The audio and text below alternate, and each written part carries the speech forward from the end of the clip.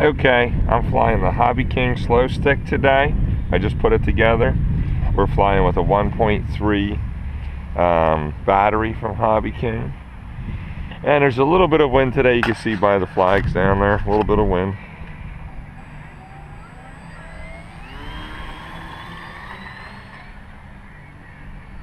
I find that the Hobbyking slow stick flies great even in moderate wind like today. This is my second flight, so you can see it's really easy to fly.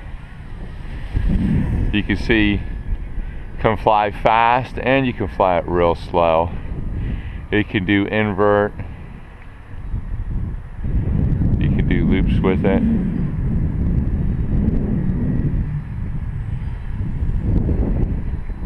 It's a nice flyer. I wouldn't recommend it though for windy days. Like right now it's a bit windy. I'd say it's about 8 mile-per-hour winds, maybe 10. And you know it has to fly a little bit against the wind, but I just wanted to show you how it can fly even in windy conditions.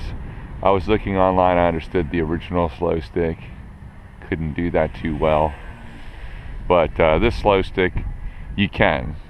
Just not with an inexperienced pilot. Inexperienced pilot, I would go out on a completely calm day. You can see now that the wind's died down a little bit, you can just do incredible slow flight with it. It's just really on low speed.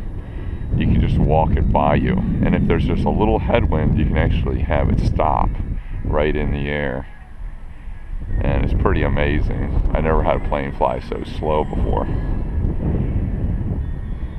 It handles nicely, does exactly what you want as far as response. I had to reduce the elevator a little bit because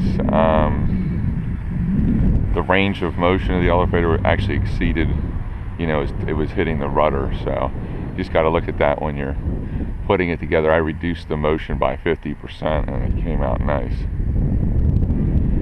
And the controls are very responsive because they're huge controls, even for a big wing plane like this. It's really light, so it tends to flop around a little bit if you throw it against the wind.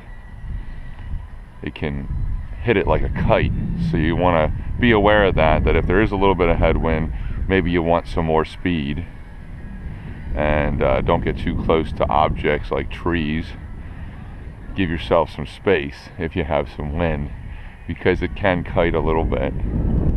But I'm finding it's pleasantly responsive even in the wind that we have today, and it does a nice flyby too.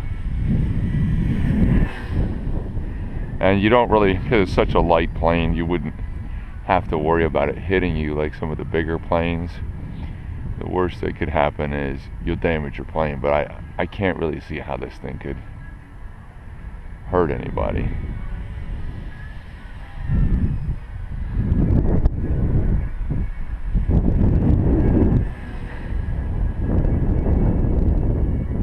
The build was really easy.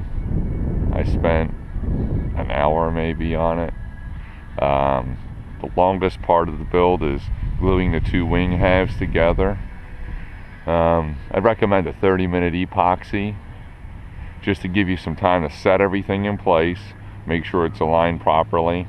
I used a little bit of little tabs of tape. I used a little bit of duct tape, just little tabs of it on the underside seam and upper side seam, just along the ends, just to make sure they stayed aligned while the 30-minute epoxy was drying. And you can see the wing is plenty strong because the plane is so light.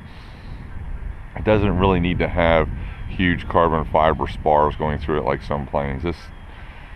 It's so light that the foam gives plenty of structural integrity to it, and it's a nice thick wing. It's not thin and flimsy. I don't see this wing flopping at all on full throttle with the wind, me doing these motions. I don't see any flopping of the wing, so the wing is plenty structurally strong. It can almost go vertical with the this is the plug and fly model with the motor that's given with the plane.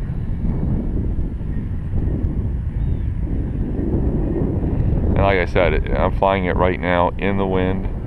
You can see I had to keep it sort of pointed to the wind because now I'm getting 10-mile-per-hour winds.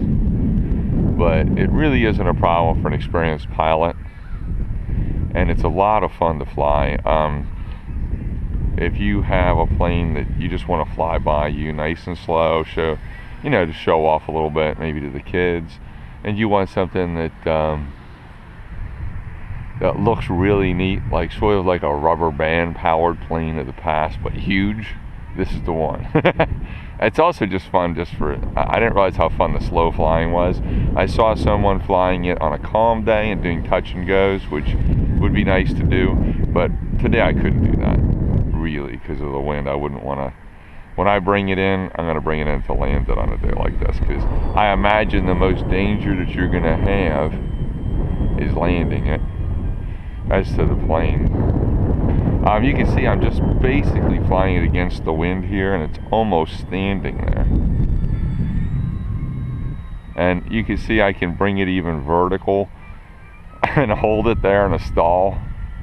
It's just amazing. You can do a lot of fun things with this, and it's super slow speed, so it's really easy to recover. I'm going to bring it in here to show you how nice it lands. Oh, holy cow. You can see the landing gear can take even bad landings like that. But basically, it's an easy plane to fly, easy to handle, easy to build, and it's inexpensive. What more could you want?